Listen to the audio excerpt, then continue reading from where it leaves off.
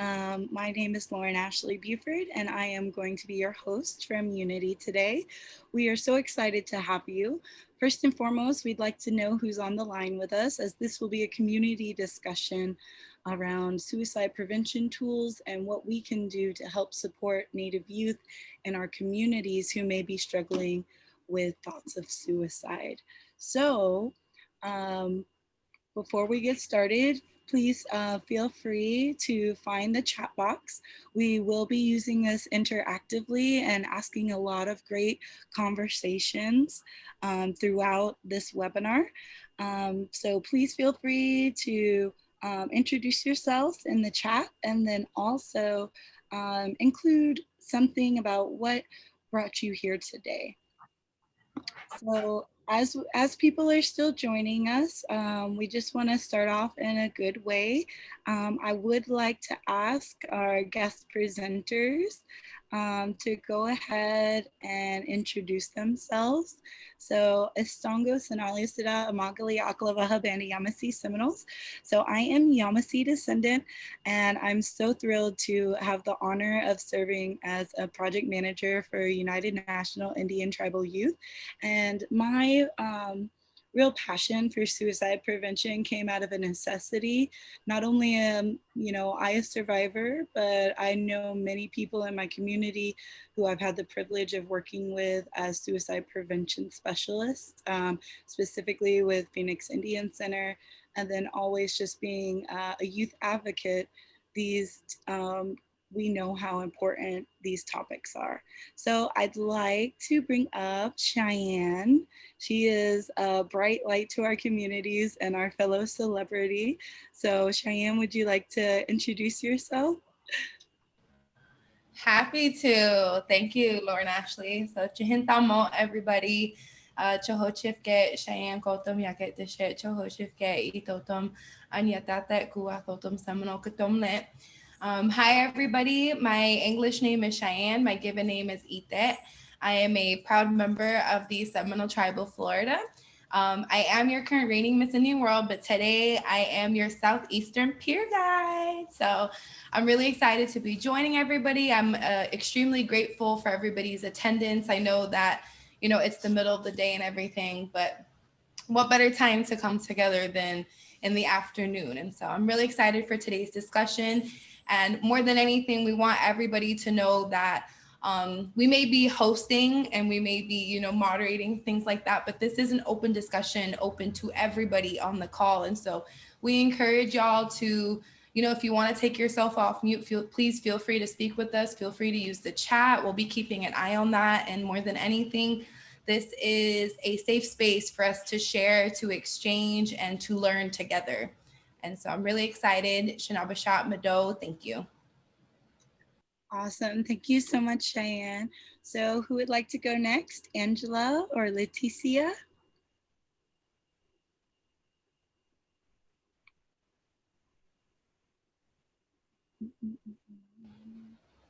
I think she's dead. Her mic, her mute, yeah. So we'll go ahead and bring them up. Leticia and Angela Noah. We're really grateful to have you both. Savannah was also unable to join us today. She actually has some family matters to attend to, but we wish her well, and she will be joining us at another time in the future. So if you're answering questions, feel free to unmute yourself, but until we open it for group discussion, feel free to keep yourself muted just so we can make sure to respect everybody's time and wishes. So we're so grateful to be joined by all of you amazing youth advocates in the community. And once again, if you're just joining us, please feel free to introduce yourself in the chat and then share one thing about what brought you here today. So I'm going to go ahead and turn it over to Leticia Gonzalez, who will introduce herself as one of the people who will be guiding our discussions today. Manahu Nanine Leticia Gonzalez, Numanu Paihupue Nukimedu. Hello, my name is Leticia Gonzalez. I'm from the Bishop Paiute tribe in Bishop, California, and I'm a Unity peer guide. I'm excited to be here and excited to see all the amazing advisors who are able to join us. Thank you, Lauren Ashley. You're welcome. So today we're going to start off with an open discussion. It's a good way to just acknowledge everyone's presence because as we talked about, suicide prevention can be a really touchy subject. So we're going to start off with a volunteer for prayer just for well wishes of our community. As you may know, all of us have different backgrounds and, knowledge that you already carry and you bring to this discussion as a community person and as a tribal representative of your nation. So do we have anyone on the line who would like to volunteer to open us up in a good way for prayer?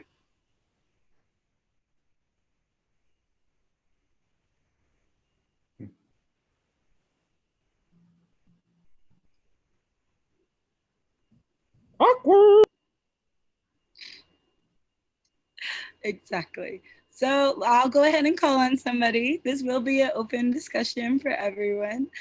So I'll go ahead and call on my fellow staff member, Greg. So Greg, will you go ahead and offer us up some prayer? Definitely.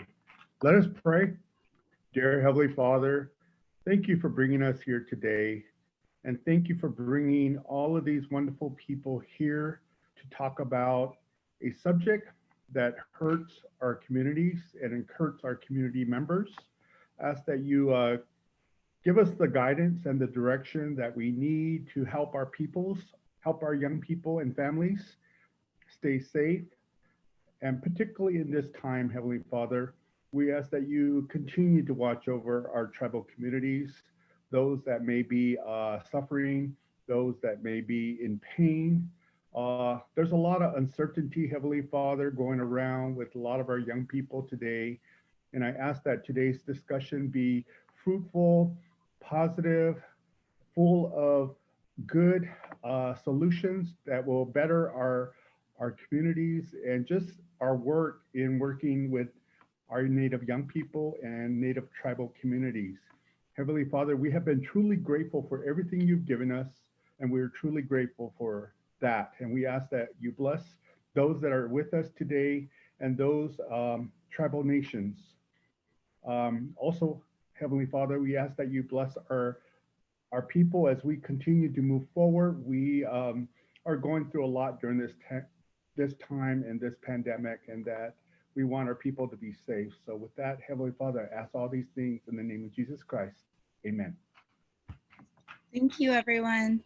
So we'll go ahead and get started. Our first question that we want to open it up to our community. Feel free to, let's respect everyone and our norms that, everybody is coming here with good intentions, as our executive director, Mary Kim, always says, and there are no wrong answers. It's just your experience. So we're gonna open it up to feel free for anybody who would like to share. The first discussion question that we have for today is if you have noticed any changes in your community, whether it would be a rise in mental health needs or in the past 6 months as we've been isolating, or in your communities through your youth council work. We definitely had received different advisors requesting this topic because there had been an increase in their communities of youth who were having thoughts of suicide. We know the word suicide in itself sometimes is a controversial topic because, culturally we want to acknowledge first and foremost that, a lot of our cultures teach us that we're not supposed to speak of death, or we're not supposed to bring those negative things upon us. So I ask forgiveness right now, and I just, we opened in a good way so that we have our traditional ancestors who are here to help keep us focused on sustaining life. and that we bring only good things through our conversations today. So with that said, feel free to speak up. If you have noticed any changes in the last 6 months with increase of the risk of suicide with isolating, or if it's kind of remained the same in your communities. So feel free, we're gonna open it up for discussion for everyone.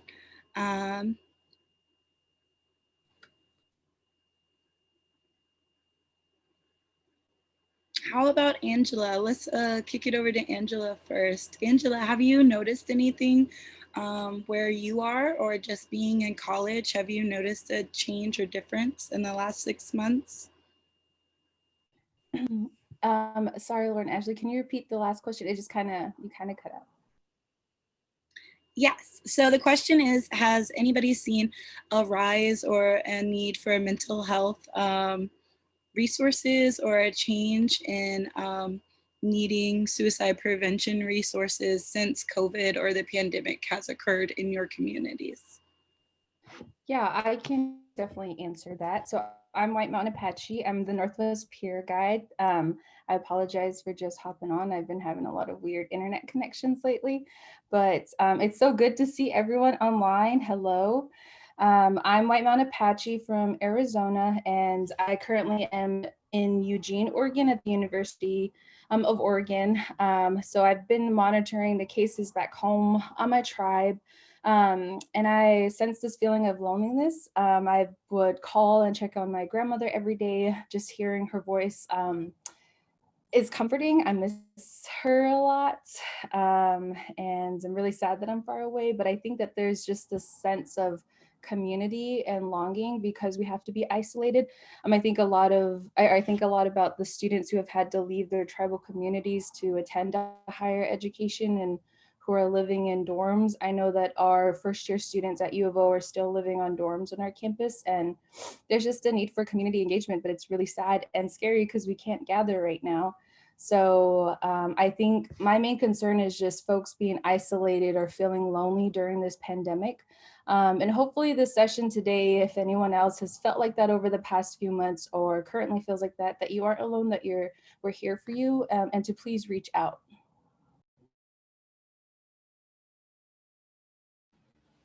I really appreciate what Angela was saying in regards to, everybody having to, of course, stay away from each other because of the pandemic and the quarantine. And it's like, we're such community oriented people.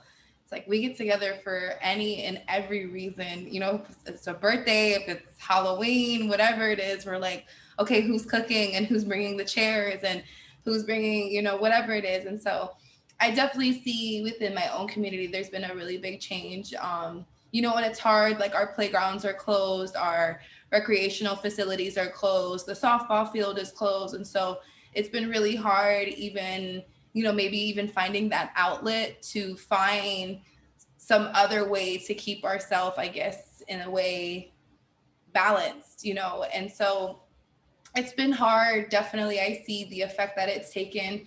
And also with the students, having some of them on only in virtual school, some of them are actually going back and things like that. And so I'm definitely seeing it with my own little brother, especially. He was doing primarily just virtual school, and you could see the difference in, the way he was acting around the family, and like, his daily attitude wasn't as positive, and, he wasn't as bright as he normally was. And so we were seeing, apologies, that was Netflix going off.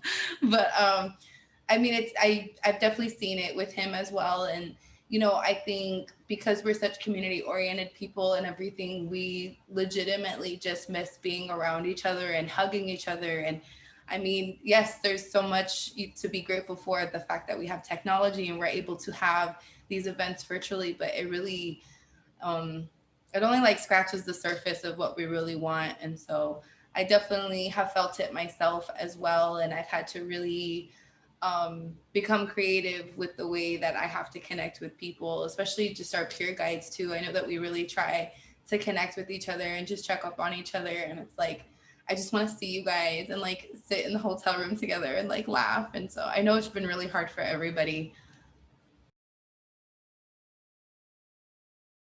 Thank you guys for sharing. I know personally, I serve as an advisor to 2 different youth groups, and just to put it into numbers, we have had youth reach out to us. Oh, out of the 20 that I oversee, 2 of them did express thoughts of suicide and have expressed a need for resources and help and support within the last 3 months. So we know personally, even those who we're calling upon to be our leaders and at the forefront of sharing resources with others, that we know mental health is something that we all go through. So we'd like to open it up. Would anybody else like to share their recent kind of observations of your youth council or your youth groups within this last 6 months? Has there been any changes with need for mental health like resources?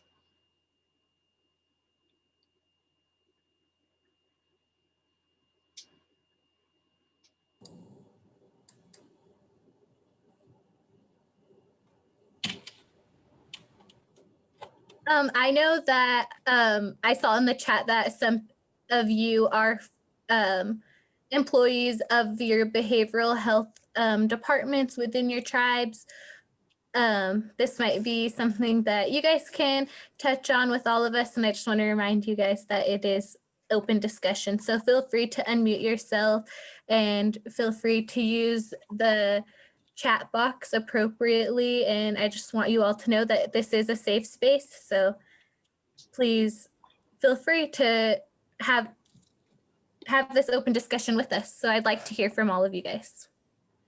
I know for myself, I do work within my tribe's behavioral health department, and there has been a very high increase within our services, and our therapists have been really working nonstop since March, and they've been doing so diligently, and we really give a lot of praise to all of our therapists across Indian country. They have important jobs at this time, and so they're health heroes within themselves. So I would just like to say that, yes, there's been a really high increase within my community specifically. But I'd love to hear what's been going on within everyone else's communities.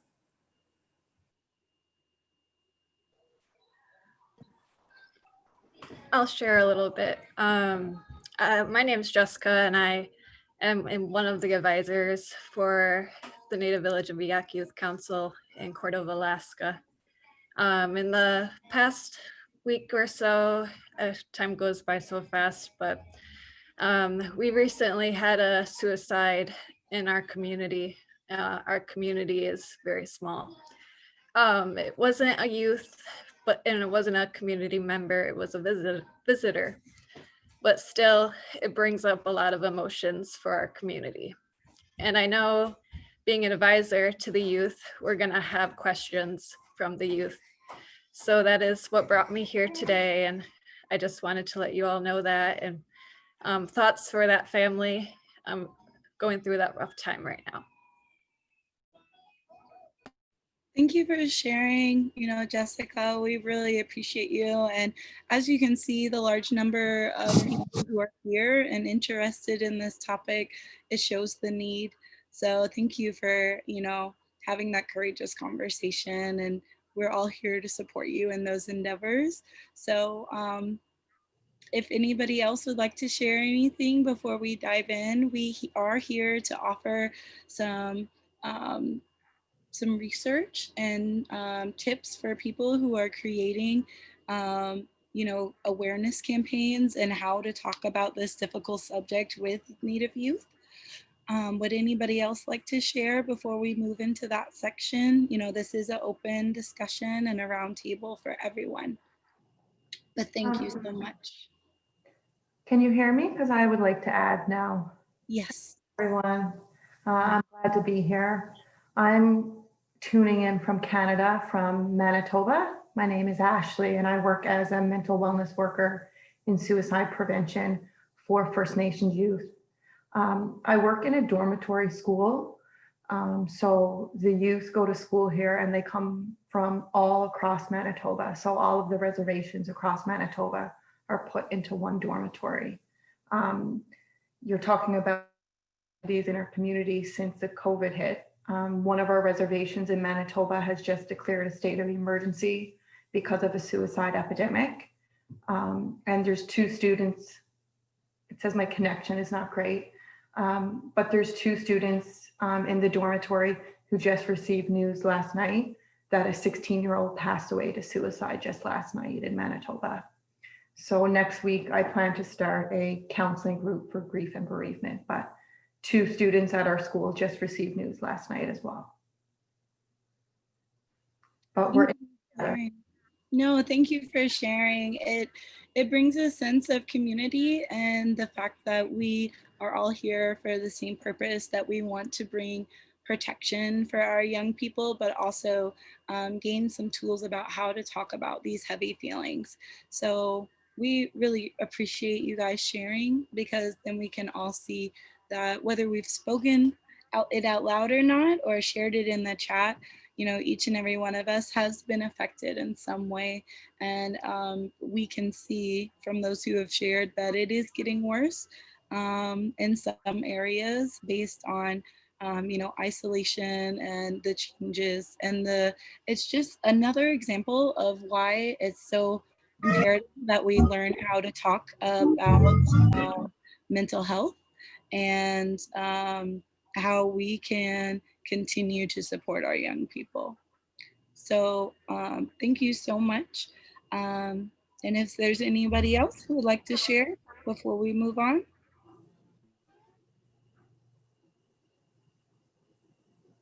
Lauren Ashley, this is Carrie Brown from Bishop, California. Hi. So one of the things we do at the Bishop Indian Education Center is we reach out to the Toyabe Indian Health Project, or the local health project, and we collaborate with them to do trainings for our community. They come in and they do the Living Works training on Safe Talk, and that's for community members 14 and older. And they offer that to us for free. Sometimes there is a fee because you do get a certification, you do get a handbook. And so if you check with your local health resource, whether it's tribal or non-tribal, sometimes they will offer those trainings, because it helps to have more Safe Talk trained individuals in the community to be a support to their friends, their family, their coworkers. So just reaching out and seeing what resources are available in your community. Thank you.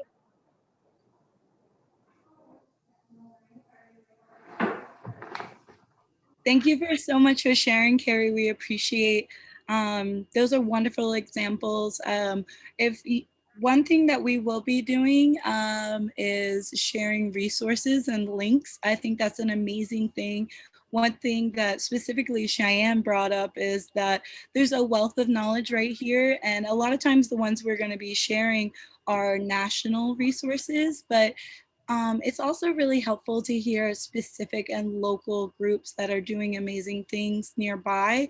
That way, regionally, we can know that, help's not thousands of miles away, but there's also help right here, maybe in your same state or maybe in your same region. So thank you so much for sharing that. So now, we had an unfortunate share of an image in our chat, so I would ask you to not open that.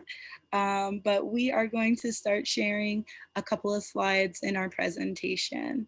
So we just also want to thank everyone at Comcast and Nike and 7 who made this possible to have these free resources available to our communities, because they are the ones who are sponsoring this fall series of events.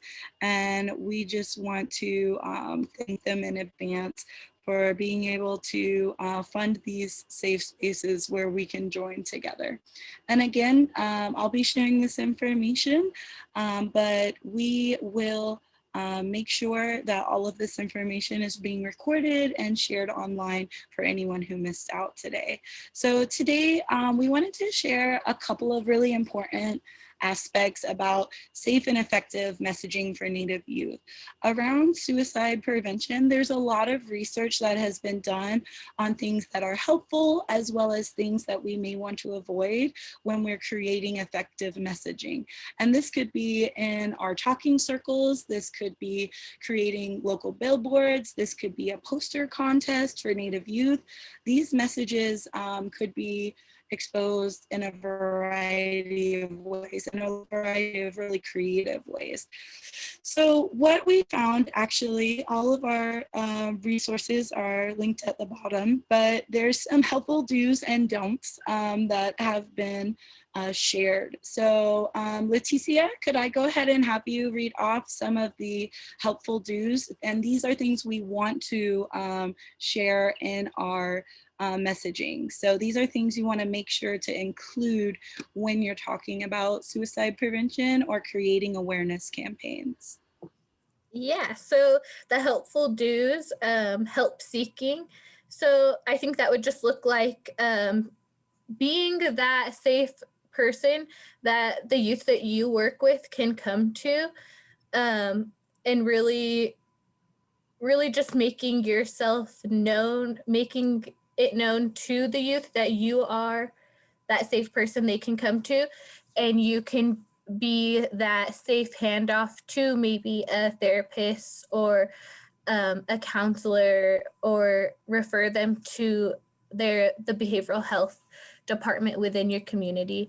And where to find help, again, that's kind of just like yourself, being resourceful for your youth and knowing where they can find help.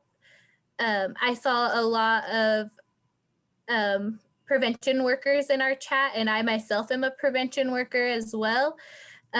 So prevention work is really important. Like Lauren Ashley had previously stated, just the different awareness campaigns itself can be prevention, because you're getting that topic out within the community and people are talking about it in a positive manner, and they're learning more about the risk factors and the warning signs in those ways. And also just maybe when you are, I heard somebody say talking circles.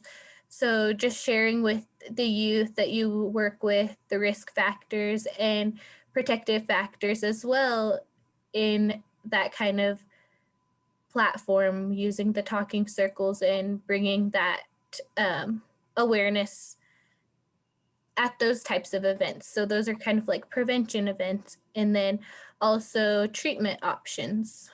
So those are the positive do's. Thank you so much.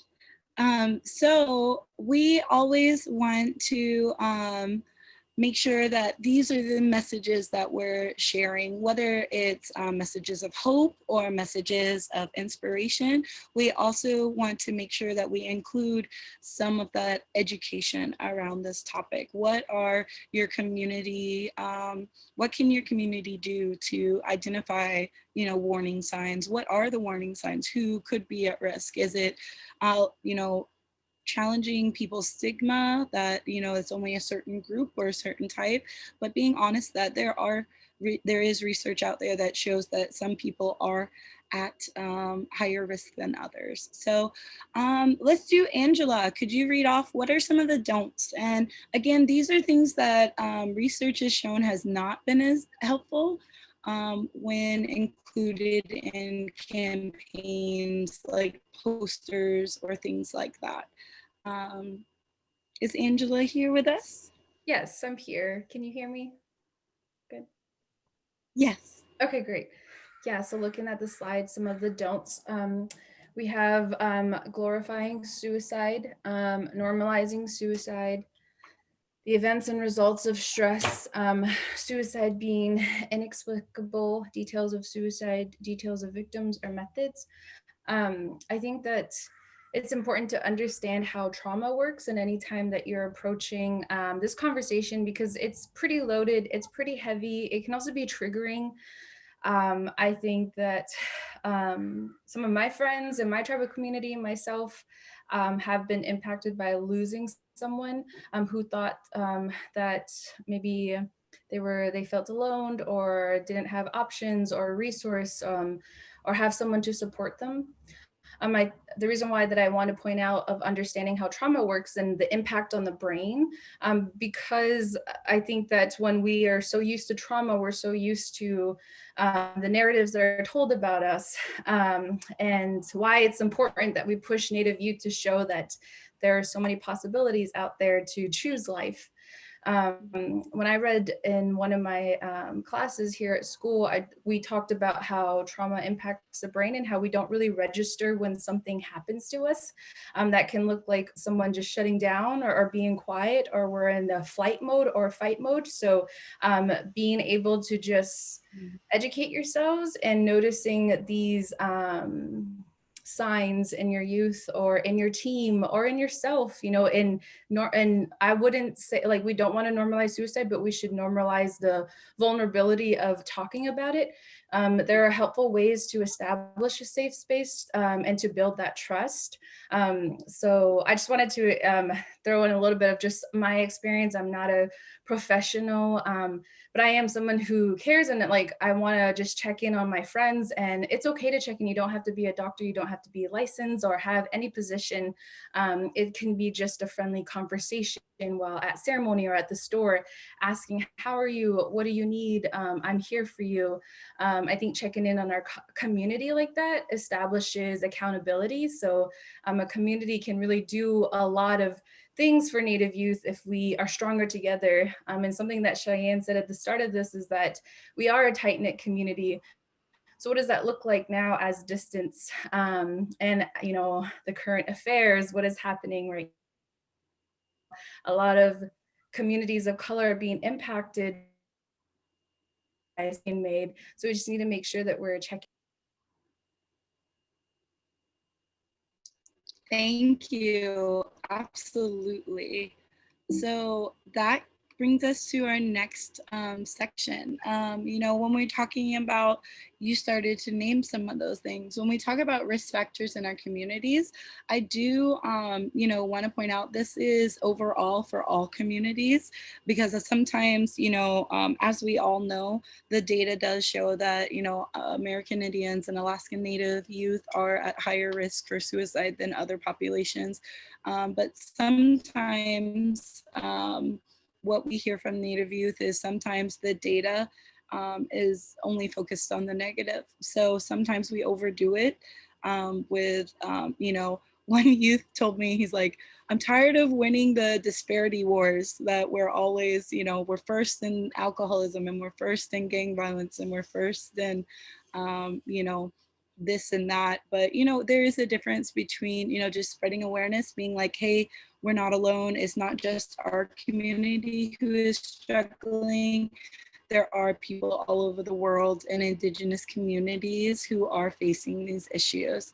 So real quick, do any of these, Cheyenne, all of these risk factors that are listed here, do any of these stand out to you? Again, these are risk factors for all populations, but do any of these stand out to you? I'll ask the panelists, any of you, that they may be prevalent in the American Indian communities.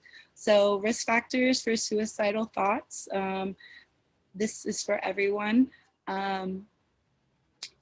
Looking through the list, I think that a lot of us can agree that many of these are prevalent in most of our communities. And, I do think it's very important, just as Angela was saying, to understand trauma and what it does to the brain. And so when, of course, we have any of these discussions around mental health or suicide prevention, or, a lot of these health issues that we see within our communities, it's extremely important to understand that we, as Native and Indigenous people, we have been affected greatly by traumas. And when these traumas in a way go unresolved or even unnoticed, many times it manifests into different things. And so we do see, high prevalence of alcohol and substance abuse. And we see how a lot of these things have turned into much, much deeper and serious issues within a lot of our communities.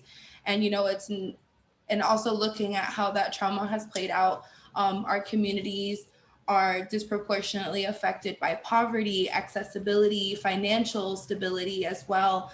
And all of these things play into what is our well-being, our health as a community. And so, you know, of course, like mentioned before, this is a very general list of risk factors looking at, you know, all different types of people, but we are here to focus on our Native youth today. And so it's important to recognize the differences in communities, the differences in accessibility, in financial stability, you know, even healthcare and access to food is something that can affect that as well. And so just to be mindful of those things as we read through this.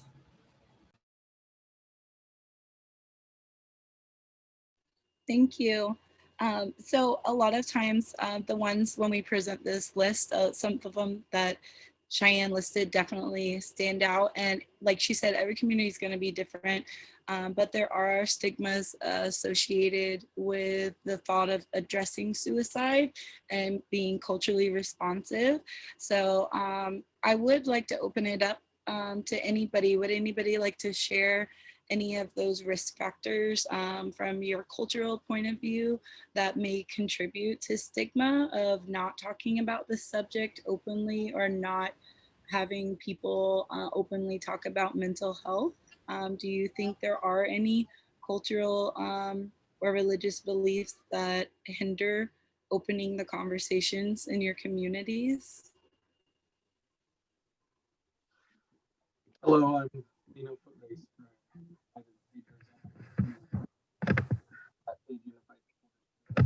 Yes, we can hear you. Can you speak? Do I need to speak a little louder? Can you hear me now? Oh, we Yeah. can hear you now. Okay. Just have to bring the mic a little closer. I'm a teacher at Page Unified School District. This month marks the 1-year anniversary of the death of one of my students. Unfortunately, her life last year. I apologize. We're having just a bit of a hard time hearing you. Maybe the microphone, if it's a little bit closer, or if you speak up a little bit louder. Thank you. Let's see. Can you hear me here? Loud and clear. All right. It's my laptop microphone, not this one up here. I was going to say, this year marks the 1-year anniversary of the death of one of my students. She had taken her life, and she came from a community on the reservation, Ipito, which is about 45-minute drive from a border town here. And I just want to say to answer your question first about cultural stereotypes, I think a lot of natives feel like, as a Navajo, I can't speak for other people, but as Navajo, it's taught that you keep private things to yourself. And people are very secretive, and they're very protective. And this is a cultural teaching that we have. So, you know, that's something that I encountered. And so when she passed away, I didn't know at all that she was having trouble in her class. I didn't know what was going on in her home. It was just like out of the blue, she had passed away. And I went to the funeral, and the mom said, if I had known my daughter was having all these feelings, I would have done something. If someone had told me, if someone close, and she pled at the funeral to the youth, she said, if you hear something from your peers, if you hear things going on, communicate with us adults. You know more about the lives of your friends than we as adults do. We live in two different worlds, and it shouldn't be that way. We're an older generation, and we love and we care for you. And she said, there's no one in this room who wouldn't stay up the night, who wouldn't listen to you. And she pled for those who were living. She said, my nephews, my nieces in this room, I want to tell you today, speak up, talk to us, branch out to us. We need you. You need us too. And together we'll make it through this. And so I think one of those cultural, historical traumas too that we have are, we keep a lot of that to ourselves. And I think breaking that stereotype of talking. And I'll give another example. There was a young man in my Unity group whose girlfriend had reached out to me and asked that I talk with him because he was suicidal, and she thought it was very serious enough. And so I went and I contacted the mother, and we didn't wait for him to get off work. She met him at his workplace, and to my great surprise, the mom brought the boy to my house. I'm like, I'm not a crisis counselor. I'm just a teacher. I don't know how to deal with stuff like this. And I just told the young man too, I said I would stay up the whole night. And we ended up like stay up till 4 o'clock at my house and just like lay it out there. Tell me what's going on. And myself, it's talking to the youth because they need that connection also with their community, to know that there are other people who have experienced this. Myself and my own family, I've had 4 suicide deaths. And my most recent was my cousin who hung himself in Flagstaff. And I told this young man, I said, every life is precious. And, you know, if you need help, we're here. I have access to counselors. I can hook you up with community behavioral health services here in Page. Like, whatever you need, we'll get you the help. And I think that's from a cultural standpoint, that's one of our biggest barriers. Is they say you shouldn't speak about it. Don't Ajanita, don't say those things. You know, do bayas, and that's what they say in our language. Like, you're not supposed to be sharing those things and speaking of it.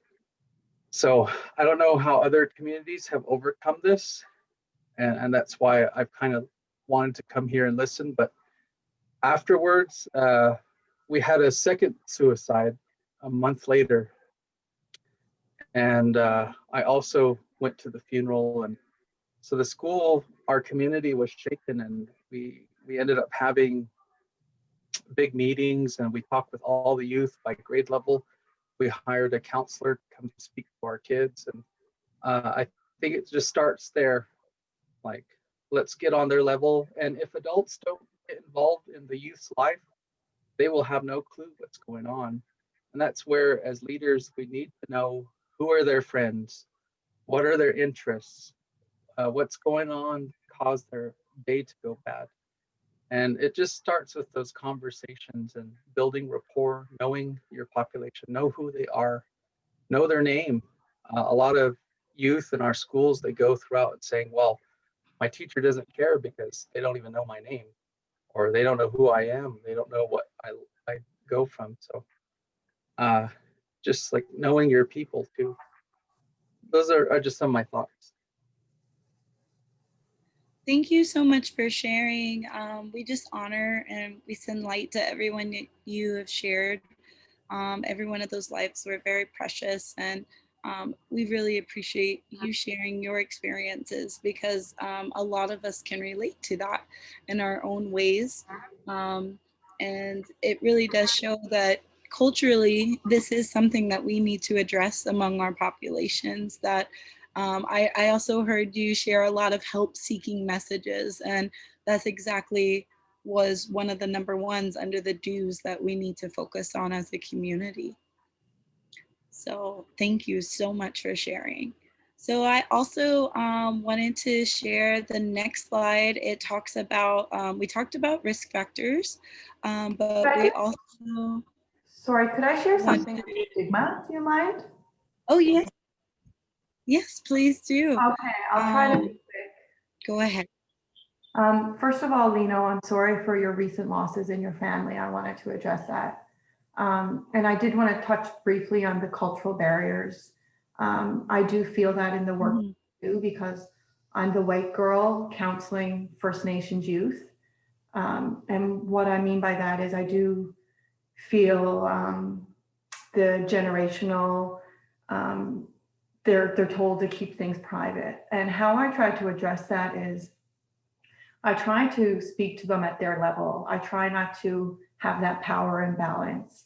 I try to talk to them as a friend, like I would talk to my own friends.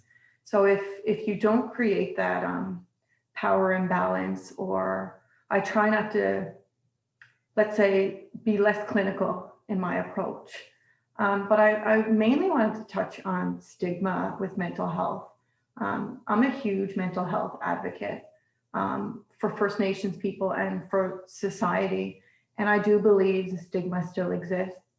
And I want to just give you an example. I know there's social classism and there's a hierarchy in society for socioeconomic status and professionals. And then the higher professionals have typically more money and more power. But I'm under a teacher's contract, and I tried to fill out a sick form last week for a self-care day or a mental health day. And the form actually backfired. And I was told that human resources don't give teachers mental health days, and it's not considered a sick day. And until we can break the stigma at higher levels, we're never going to break the stigma at lower levels in our community. So I thought it was just really bizarre. And, you know, the people who do the work, the helping professionals, were always taught self-care and that we have to take care of ourselves first and to avoid burnout. So we're working with trauma-informed kids who have experienced tremendous amounts of trauma. And then we get into vicarious trauma, and we're taught, you know, self-care and prevent burnout. And then the moment you ask for a mental health day for yourself, I just found it really bizarre that it's not considered a sick day. So I think the stigma exists in the top of the hierarchy in social classism. And before we need to break the stigma at the top before we can filter it down in our communities. Absolutely.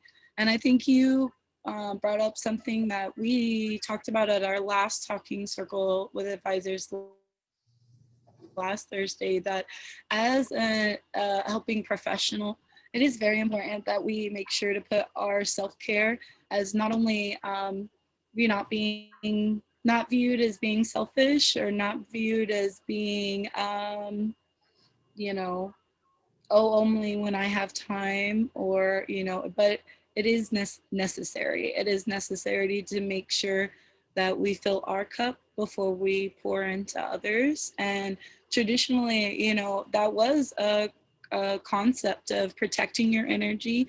And even when you talk about our traditional medicine men or traditional caretakers, they had ceremonies and they had teachings where they would fill themselves and restore themselves before they went out into the community to help and share with others, and to share those songs. And the drummers or the dancers, they all have ways traditionally that we would fill ourselves up. So self-care is not just bath bombs or cute Instagram photos of hashtag self-care, but it is also necessity to help our communities. So and I actually had to white out, I put in a mental health day, and the secretary had to make me white it out because it wouldn't have been approved. And it's like, how can we teach our youth to take care of themselves and practice self-care if we're not entitled to it ourselves? And I just really think that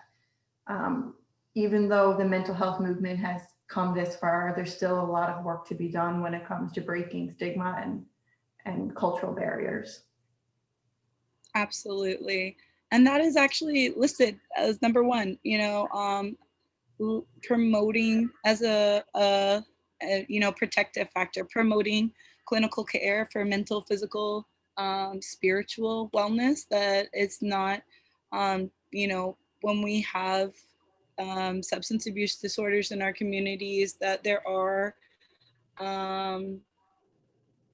you know, showing access, that we can take that time for ourselves, but then also promoting that there are strong support systems and connections to families or communities where there are people who support you doing those things and support your mental health awareness. And I'd like to turn it back over to our 3 guest speakers for the peer guides.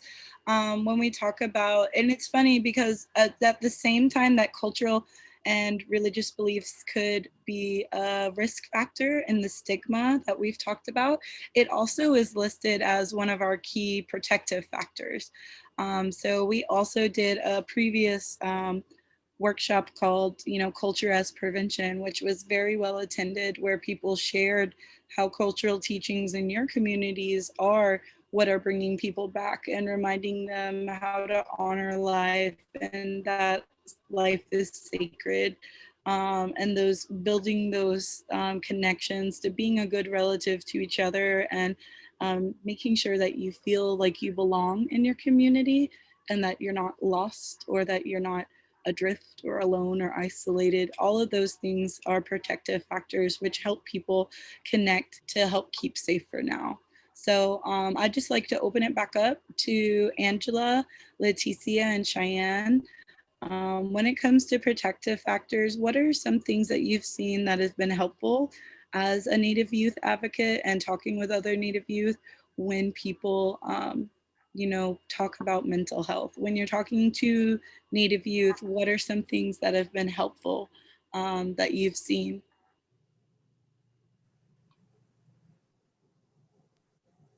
I think just like how Ashley stated, that the mental health movement has come so far, but we still have so much work to do as advocates for mental health. But when speaking with Native youth about mental health, it's come so far today than where it was when maybe I was a younger youth, because I remember there were times where I would be that person up late texting with my peers who were suffering from anxiety or depression, but they didn't know that they were suffering from these different mental health factors because it wasn't spoke about to us the way it is today. And so it is really amazing how far the mental health movement has come, but we still have a lot of work to do. But the Native youth today, they are really moving into a different kind of light with this. So I feel like we're doing a great job as advocates and as youth workers, like we all are here today. We just need to keep moving forward and keep shedding light on this topic. And we're all here to support one another. So that's really amazing. So we all just have to remember that we have a support system as well. So really creating the support system and advocating the youth to create a support system within their peers as well. So support systems are really amazing. I just wanted to put that out there as well.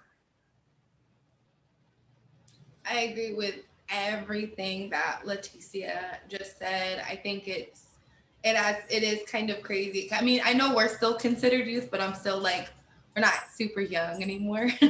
And so I think about when we were younger and it was very different. And I know that when I was experiencing like my own I guess struggles with depression and anxiety, I actually was not even aware that that was what I was going through. I thought there was legitimately something wrong with me, that I was like different, or, however I wanted to label it back then. And when I finally did seek out help and I started learning about what it was, that made a huge difference. And so I think for me, and I especially carry this into any time that I interact with our youth and we're talking about mental health, what is it, how do we talk about it? How do we tackle the stigmas?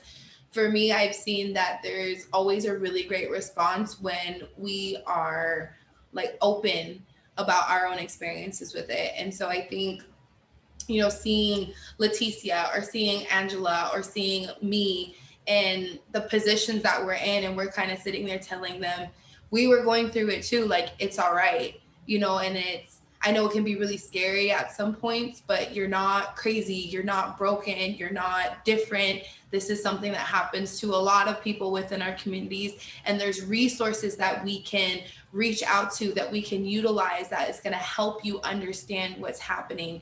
It's going to help you understand what you're feeling, and you don't have to do this alone.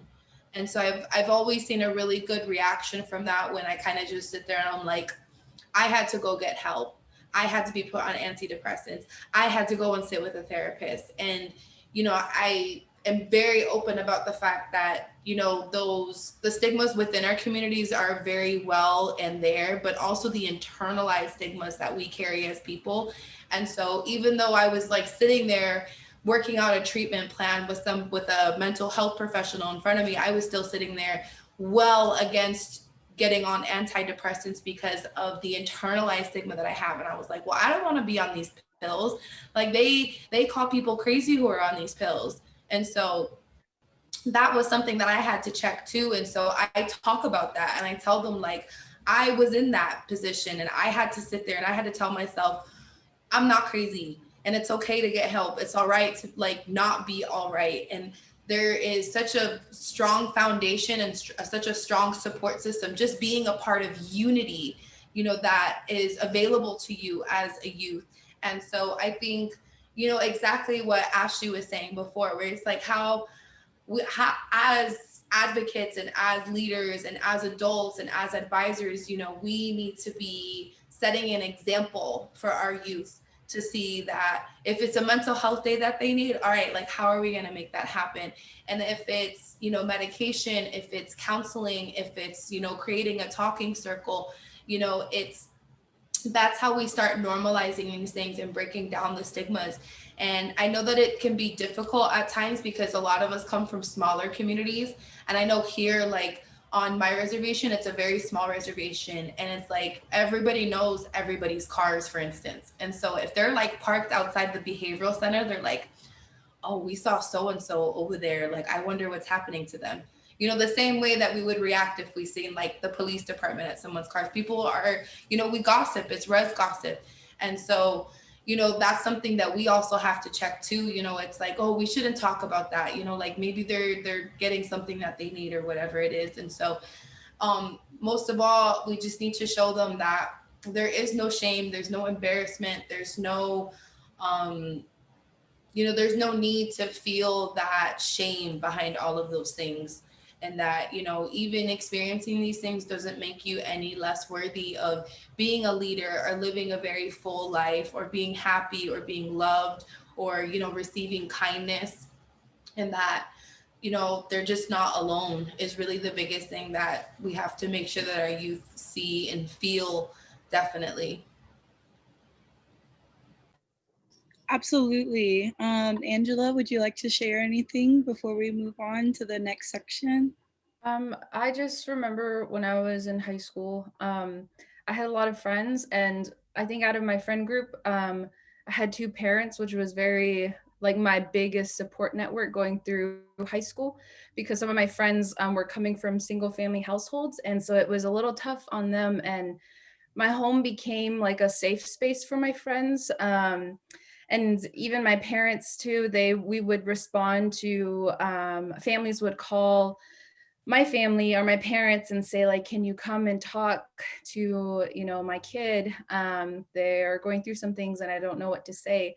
And we weren't licensed. We didn't have any, like my parents weren't doctors. They made it to the 8th and 6th grade in education, and they never stepped foot on a college campus. We just had, you know, prayer, and we had good words, good medicine, and hugs to give. And just sometimes,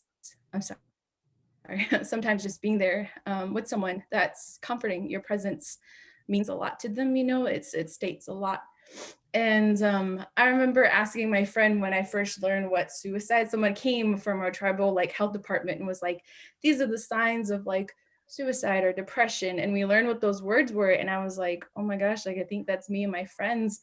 So I remember we were sitting on our bed and we were talking about it, and we were like sophomores in high school. And I was like, yeah, like, do you think you're depressed? And they're like, geez, no, like I'm good. Like, you know, I'm taking care of, everything's fine. And we just kind of like laughed it off and shrugged it off. And then my friends and I, we ended up losing one of our members in our group. I'm so sorry. And you know, he was embarrassed to say that he was suicidal because he was scared to get in trouble. And he just thought like he was a bad person for needing help.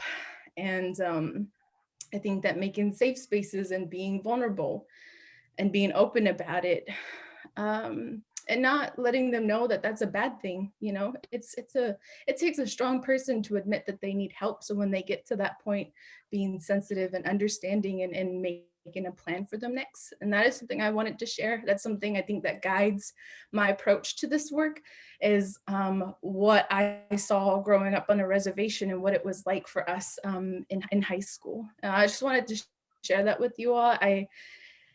I just on this call, I resemble with what everyone has said so far. You all have said something that I felt personally are like, oh yeah, like I remember that in my family too. So collectively, like we all had that experience. And just remembering that we have ceremonies and cultural practice that top Western academia knowledge, and we don't need degrees or certifications. As Indigenous people, we have our own way to operate and to heal and to bring community together. So just lead with that. And yeah, I just wanted to share that. Thank you, Angela.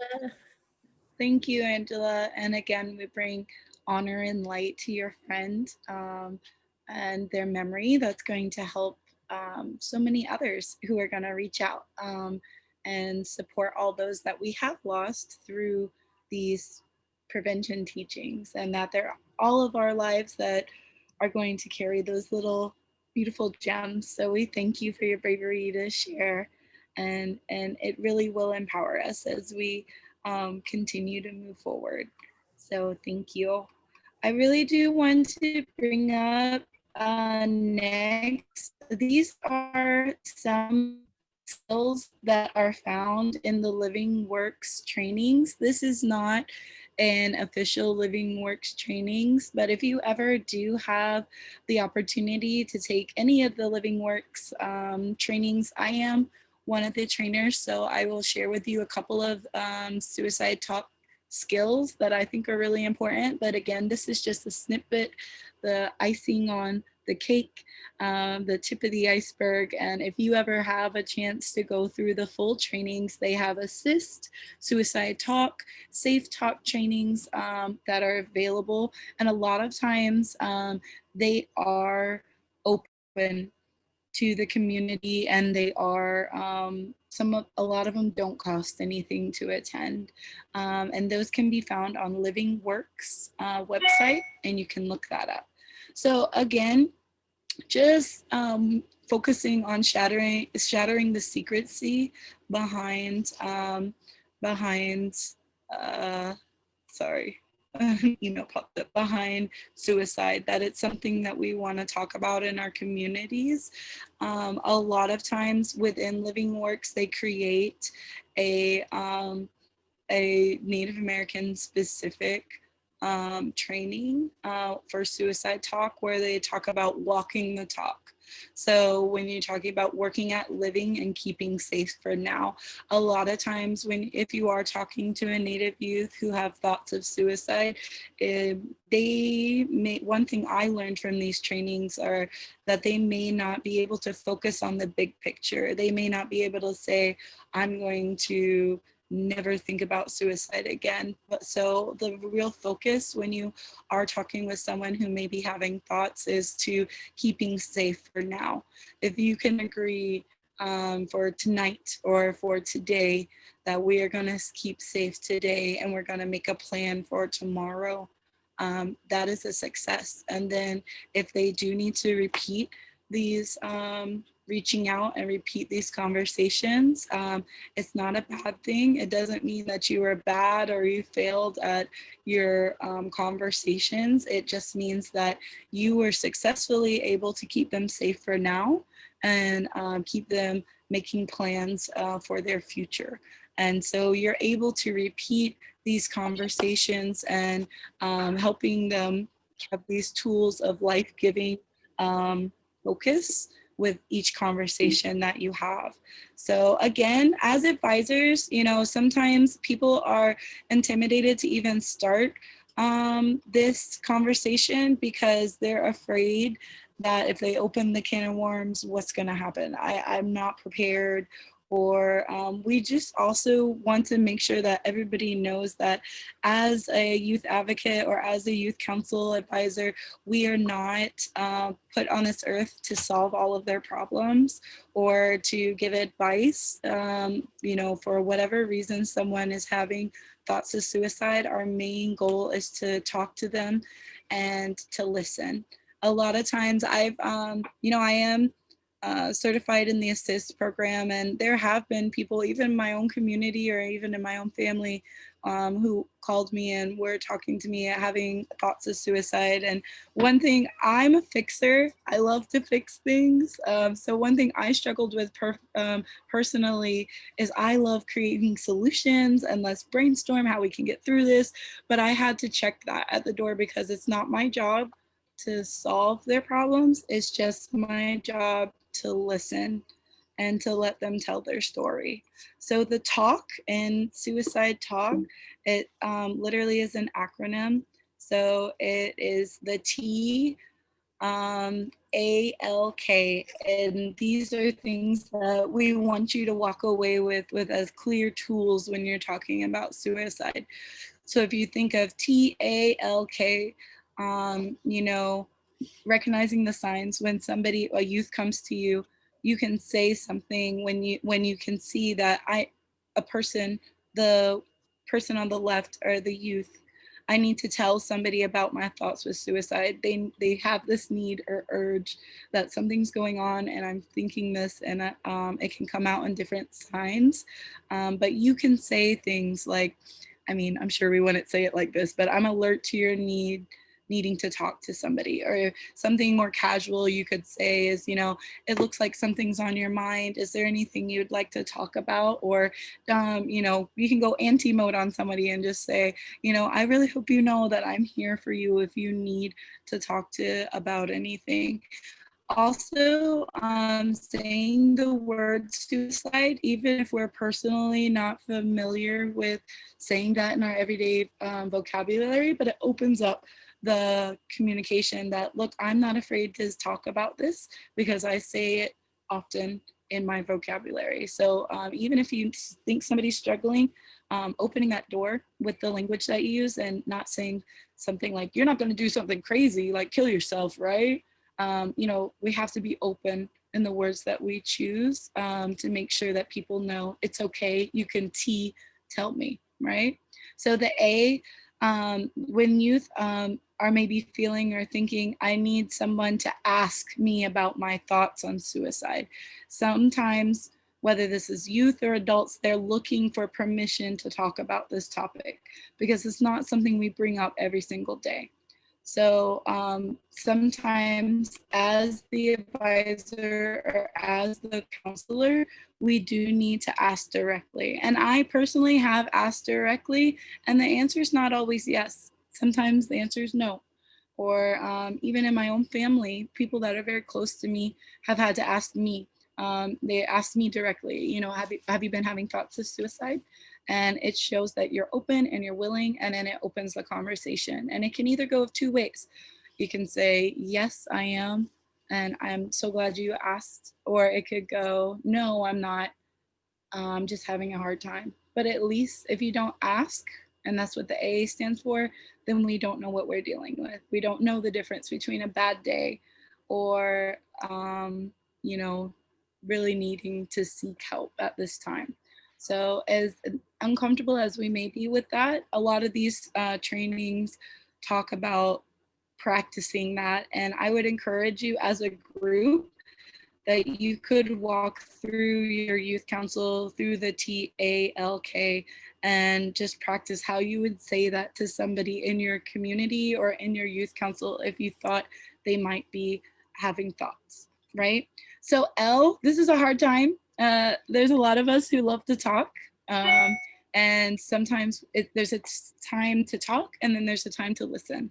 So when people, okay, you have asked, let them know that please tell me, I'm willing to ask you directly, and they say yes, then it's our time to listen.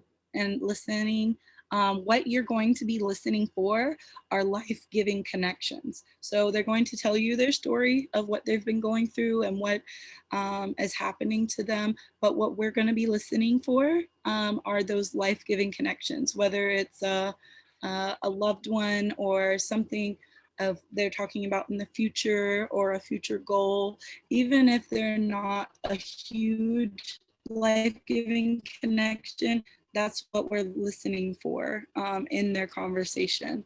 So being willing and able to listen to your thoughts and feelings about suicide shows that you care and that you don't have all the answers. We're not trying to fix anyone. We're not all of us are clinical, behavioral health specialists, but just showing that you're human and that you care. Most people, my pastor says this all the time. He says, most people don't care how much you know, they just want to know that you care, right? And when you're in this state and people are looking for somebody who cares, looking for somebody who will listen. And a lot of times that's why our traditional teachings of talking circles, sometimes you need to say those things that are left unsaid, that don't come up in everyday conversation when you say, how was your day, good or bad? So L is the big one. And then the last one is K. So TALK, I need help keeping safe from suicide. So we as, the helpers in the situation, you say, I am willing and able to help you make a plan to keeping safe. These means asking them if they had a plan, if they identified their means, you can point blank ask somebody, do you have access to a firearm? What is your plan to not use that firearm? Or do you have access at home to however you were planning to do it? What is your plan to keep safe tonight so that's not readily available? Or keeping safe for now could even just be, I want you to take down this hotline phone number and putting it in your phone. Keeping safe for now could look like different things to different people. But I do want to bring these up.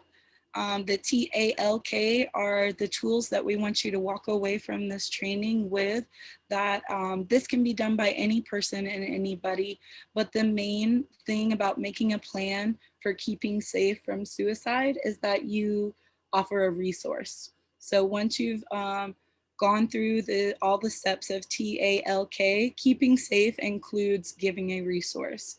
So I want to challenge you, and we're going to open it up to this last portion of our training webinar today to share resources, because we don't want anybody to walk away from this discussion without a resource to give. So once again, TALK are tell someone about my thoughts of suicide. Youth want to tell. We need to let them know it's okay that you can tell me. A, people want to ask of they want somebody to ask about their thoughts of suicide. So A, we need to be able to ask directly, right? L, I need someone to listen to my thoughts and feelings of suicide. So we need to be able to be prepared and listen and not offer unsolicited advice, but just to be a listening, supportive person, right? But last but not least is keeping safe for now. So I would like to open it back up for a discussion to our panelists, and then to anybody who would like to share some resources about how would you personally, if you were talking to somebody who had thoughts of suicide, what resource would you give them directly? There's always lots of hotlines, and the National Suicide Prevention Hotline is open. One that I recently used myself, I'll model, is they have a chat. And if you have worked with youth, a lot of times people don't want you to call them, they want you to chat them or text them. So we come from generations that are more comfortable with typing and texting sometimes than we are expressing our feelings verbally. So I think suicide prevention chats and even counselors that you can text are a great resource for youth if they're struggling and having these conversations. Who else would like to share a resource with our community space here?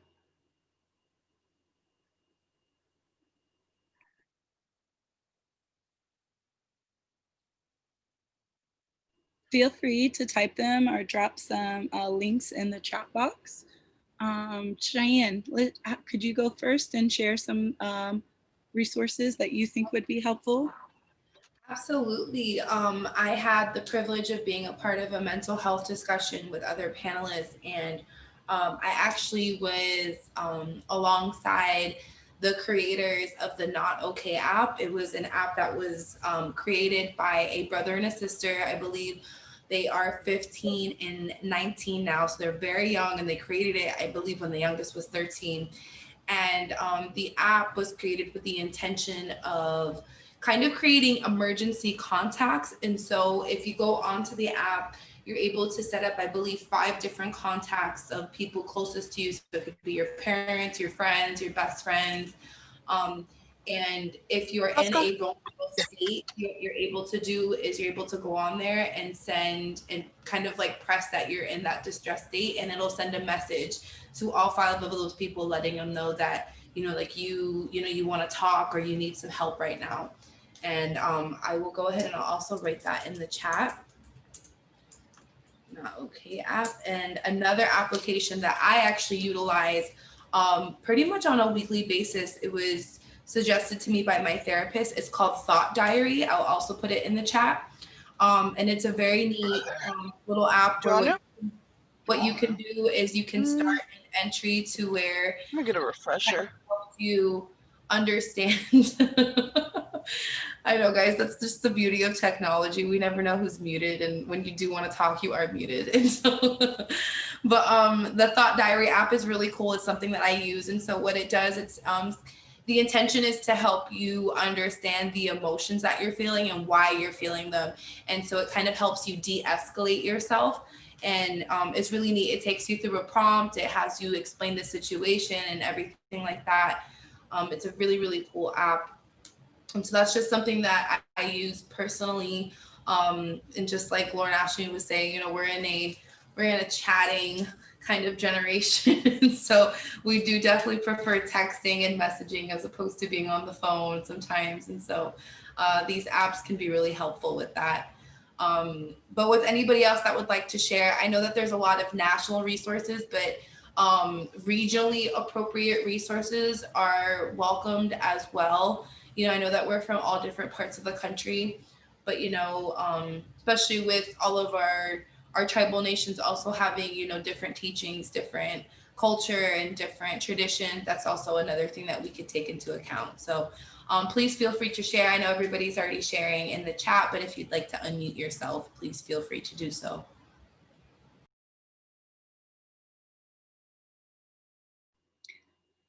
Samantha, could you tell us a little bit more about the Talk Saves Lives training? I see it's also mentioned in the chat.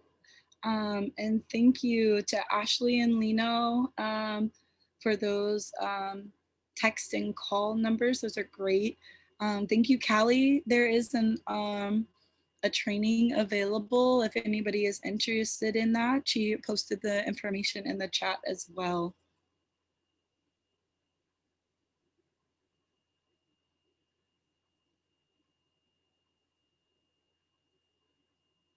Again, one thing that we will be sharing as any trainings that are mentioned here in this recorded session, we will also be posting on the Unity website. We do have a section, it's called I Will Live.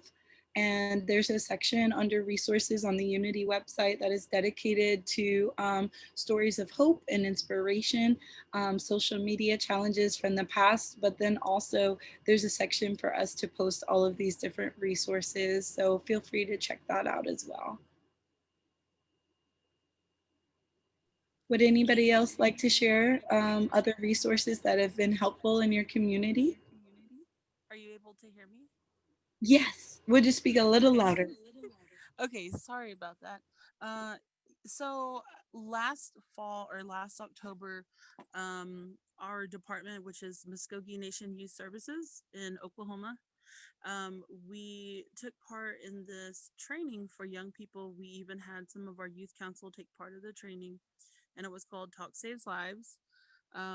It was given to us as kind of like training for trainers. So it was mostly about prevention, working with young people.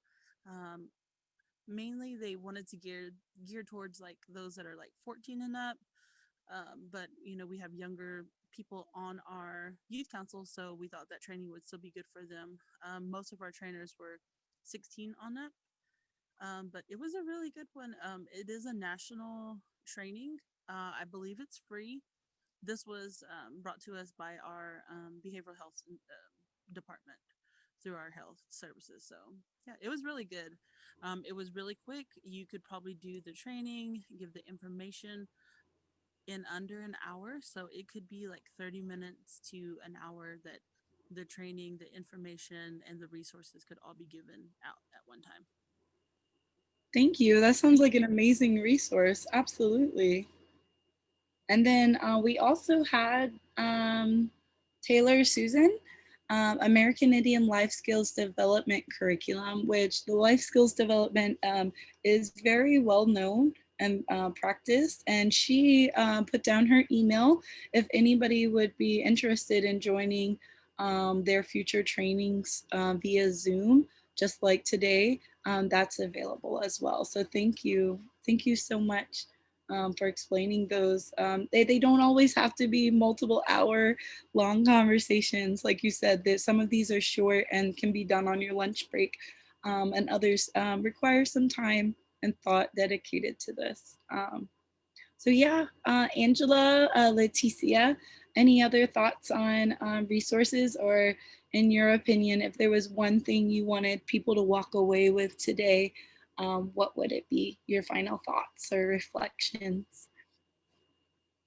I just wanted to send an app that I'm using in the chat. It is a meditation app, and the voices on the app are Black, Indigenous, and people of color voices. I love to meditate. I do yoga. I start my day off like that. And it's really funny because every time I tell like my siblings to do yoga, or like I encourage my mom to try it, she always says like, oh, like that's weird that you do like yoga. Like to her, it sounds like a non-native thing. And it's like, oh geez, like I just like to stretch. Like it's my way of releasing my stress in my body. And I just think really fun, like trying to find techniques that work for us, because to each of us, we all know ourselves, and we have to find that support system, what works for us. For me, I really love to hear a guided meditation app from someone who I know is a person of color, and hearing that in my space, in my living room. So I meditate in deliberationmeditation.com. It has an app for Android or for iPhone. But I appreciate that. And just something that I wanted to share is that I am a resource. I'm located here in the Northwest. But if anyone wants to reach out, I'll put my email in there. Just however I can support you or connect resources to your tribal communities, or just to connect during this time, make new friends. Like I'm here for you all, and make sure, and I hope that everyone does something for themselves after this conversation. Go take, like, after this conversation, let's take care of ourselves. I know I need to hydrate. So just want to be mindful of that, and never feel guilty for putting yourself first. That would be my message, something I'm trying to learn and to just model, so that generations after me can see what it looks like to put ourselves first. And for me, that prevents burnout. I want to show up ready for my community, and these are just little ways that I make sure I'm good.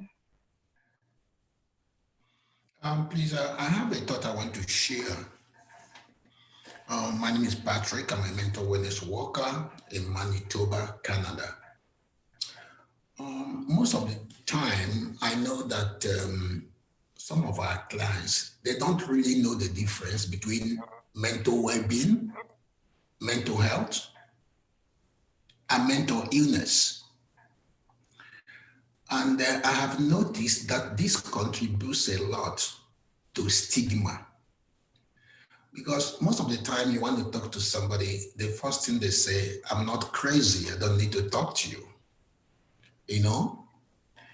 And this brings me to the issue of most of the time we talk about suicide prevention. But what we do in essence is suicide intervention. We have to draw the difference between these two. And if we do that, that will help us to catch these young people before they get to suicide ideation or suicide attempt. Because we do this suicide intervention instead of suicide prevention, we do what I call fire brigade intervention. We wait until it happens, and then we start running around to see how we can help this person. But if we have to do suicide prevention, we have to start by reaching out to everybody in our community, everybody in our school, talking about what you need to do to maintain mental well-being. We don't have to wait until it is mental illness. Do you understand what I mean? Yeah, so that's what I think mental health professionals should really keep in mind. We should be doing more prevention than more intervention. Thank you. And let's see, Callie says she likes that a lot. Vocab is important when creating a goal. Absolutely. And that is, I think, at the forefront of these discussions is, prevention is exactly what you said, having these conversations with your community now. It's not waiting until there's a tragedy. Prevention can happen all the time, right? And not waiting until we have to talk about it, but opening the doors to these communities so that people will know you're a safe resource to go to. And a lot of us, even here at Unity, we had to learn the difference between prevention, intervention, and postvention, and knowing that, there are trained professionals for each level, and that we're not expected to be those, clinical levels, but to know where our role is, and that our role is just to start the prevention, and that we're not taking on too much, but knowing how to promote wellness in our community. So thank you, Patrick. Absolutely. Thank you for sharing. Absolutely. And then, yeah. Just to add, so our kids in their own community asked for it, and we decided to do. Can you hear me now? Okay. So in our community, we decided to do a community garden, and we gave out over 400 little corn plants, and we gave a message about what the corn means to us as the Neff people. We believe that we're patterned after the corn. They have the little tassels when the corn is beginning to develop, and it's covered in its own blanket with the corn stalk. And we called our event Walking the Corn Pollen Path.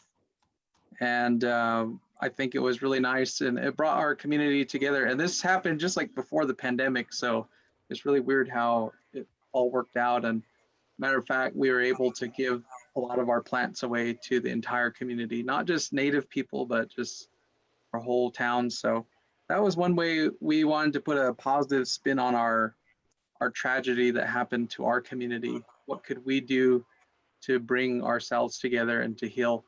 And it went in the alignment with wellness too. So we gave some to our local chapter house in Leticia, and they took care of the corn there, and so the kids could help out. And just a really great idea too. And it teaches responsibility. You have to nourish that corn, you have to water it. And so how much are we like the corn? We are reliant on nutrition. We need light, we need nourishment. So that was one idea we had for helping with suicide prevention, connecting our elders with the youth. And getting good health and having meals. So that's one idea you could use for your community. I absolutely love that. And cultural resources are so well received in our communities. I'm not sure if she's on here still, but I saw Amy. Amy heads up a coalition of Native youth, and they recently joined our Unity network from the different Alaskan, Aleutian islands. And so when I went up there and I talked about, medicine wheels, they weren't connecting with it as much. But when they talked about mending fishing nets, that was something they could understand. So I'm reminded of that when you talk about the corn. It can be translated into any one of our cultures, whether that's mending the fishing nets or it's planting corn or wherever you are. I just love that. So thank you so much for sharing. That makes me excited to think of all the things that all of us could come up with, So I love that.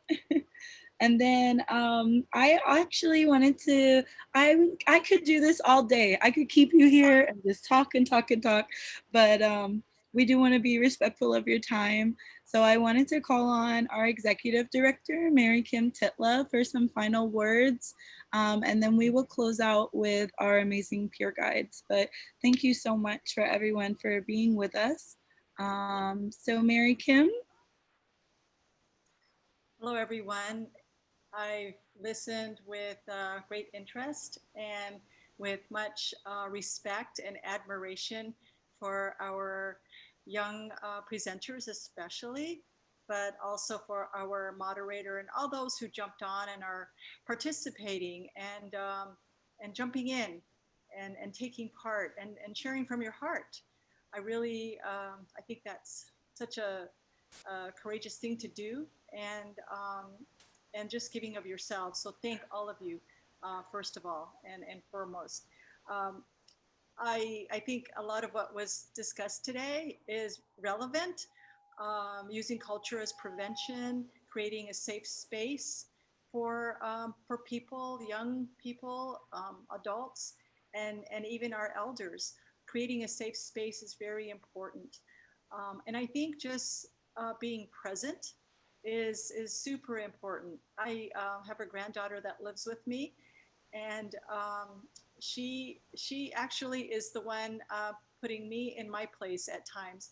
Usually it's the adult saying that to the young person, to put your phone away, to to listen to me, talk to me, and I tend to get caught up, trying to grab spare moments when I can to get caught up with work. And sometimes I do that even when I'm with her. So just being present is really important, and putting technology away, and with our traditions and our cultural practices, that's true. It takes time sometimes to do our ceremonies, and you have to be present for that. And our children are sacred, so as a grandmother, I am learning to I say I'm an elder in training, and I'm getting better at it. But I do want to just share that, as most of you or many of you know, the Unity conferences host a Unity Fire. And this is a safe space that we've created at our events for the youth, and it's a very special place. It's a place where the youth and adults can gather to share songs, or just to share stories, to pray. And I think that's one example of creating a safe space in your own community, creating your own community fire, or Unity Fire, if you want to call it that. And I know we're still practicing social distancing, but as we move forward, just keep that in mind. And it could be done even virtually. So we can all be burning our medicines, burning our cedar or sweet grass, right? And doing that for each other. So thank you for that. Prayer is very central to many of our beliefs. It's especially a you know, in our Apache culture, I can speak to that, that we focus on our creator and our beliefs in creator, and never ceasing in prayer. My grandparents and my parents are now wonderful examples of that. You know, first thing they do when they wake up, and they greet the sun, and when they eat, when they harvest anything, when a baby is born, in times of celebration and in times of sadness, prayer is a part of that. So I just want to, you know, share my favorite Bible verse, which is Philippians 4:13. I can do all things through Christ who strengthens me. And I'm very grateful to my parents for raising me in the church, and also raising me with my traditional beliefs and having respect for that. So a big thanks and a big hug to everyone for all that you're doing, and just keep up the great work. Keep being present, keep praying, keep creating those safe spaces. If you are in need of support and just want to talk, please call us at the Unity office. We are there for you. So thank you. Thank you, Mary Kim, our fearless leader. So I would like to close with just some good words and good thoughts from our three panelists. So Cheyenne, Angela, and Leticia, we'll just pass the floor over to you. Any closing words you'd like to say? I would just like to say, when we asked to share resources in the chat, it was amazing the response we got. And that just goes to show that our youth are so blessed to have you all as their advisors or mentors or youth workers. So thank you for continuing this work and shedding light on such an important topic within Indian country. And don't stop advocating for mental health and suicide awareness and prevention and intervention as well. And I just wanted to thank you all for all the good information, and let's continue to be each other's support system. So don't be afraid to reach out to any of us at Unity. Thank you.